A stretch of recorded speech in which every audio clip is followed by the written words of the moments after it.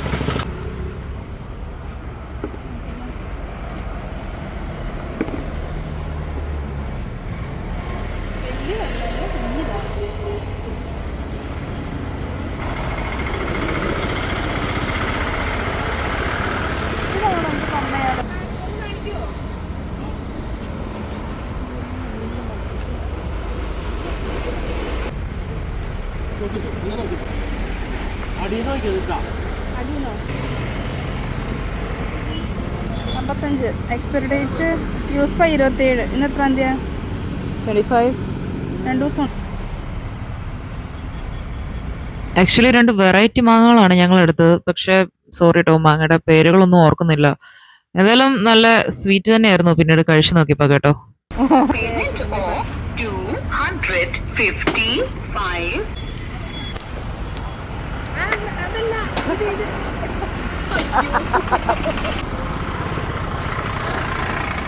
അപ്പോൾ ഇന്നത്തെ വിശേഷങ്ങളൊക്കെ ഇതൊക്കെയാണ് ഗൈസ്. ഇനി നമുക്ക് പുതിയൊരു വീഡിയോയുമായി ഇനിയും കാണാം. പിന്നെ മാംഗോയുടെ ടേസ്റ്റ് പറയുകയാണെങ്കിൽ അടിപൊളിയാണ് കേട്ടോ. പിന്നെ പുതിയൊരു മൂവി കാണാൻ ഉദ്ദേശിക്കുന്നുണ്ട്, കടമറ്റത്ത് കത്തനാർ.